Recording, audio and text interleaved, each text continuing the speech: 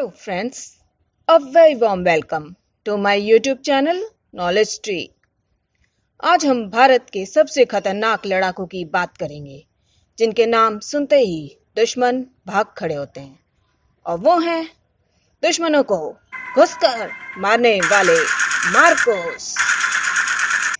भारत के सबसे खतरनाक लड़ाके मार्कोस को officially MCF marine commando force कहते हैं। मार्कोस फोर्स फरवरी 1987 में बनाई गई। आपको बता दूं, भारत के ये लड़ाके हवा में, जमीन पर, समुद्र में कहीं भी भेज दो, अपना मिशन पूरा करके ही वापस आते हैं। इस तरह की नेवी फोर्स यूनिट की सोच 1955 में ब्रिटिश स्पेशल बोट सर्विस की हेल्प से कोचिंग में एक डाइविंग स्कूल में लड़ाकू गोताखोर स्किल्स के लिए ट्रेनिंग स्टार्ट हुई। पर जब इन स्किल्ड गोताखोरों को 1971 के भारत पाकिस्तान युद्ध में उतनी सक्सेस नहीं मिली, तो समझ में आया कि अभी दी जा रही ट्रेनिंग में सुधार की जरूरत है। लेकिन हमारी नेवी के प्लान्स में हमेशा एक ऐसी फोर्स बनाना था जो उन्होंने 1987 में फिर से बनाई, जिसे नाम दिया गया IMSF, और बाद में इन्हें MCF के नाम से कमीशन किया गया।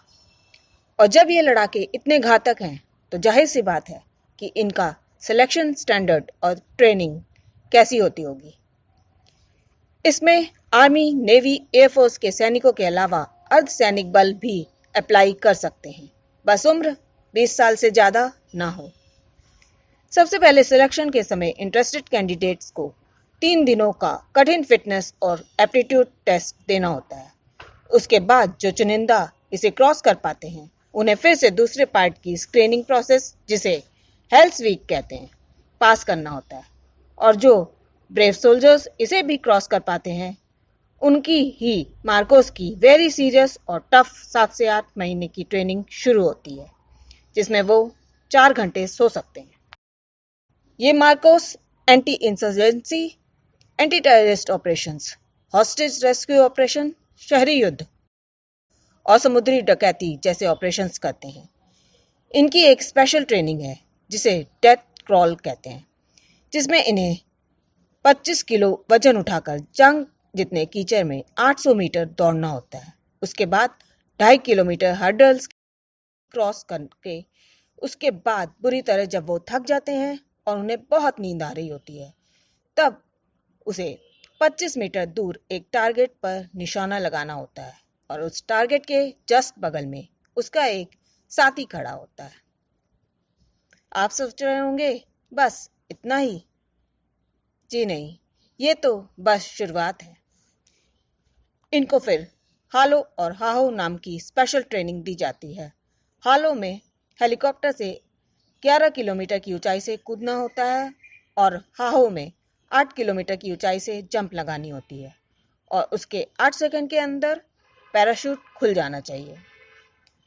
मार्कोस चाकू, crossbow, sniper rifle, handgun, assault rifle, sub machine gun, नंगे हाथों सहित हर हथियार चलाने में ट्रेंड होते हैं। ये जमीन पर, हवा में, पानी के अंदर ऑपरेशंस में एक्सपर्ट होते हैं। इनको दूसरी ट्रेनिंग्स जैसे खुले और बंद, सर्किट डाइविंग, सहन शक्ति ट्रेनिंग,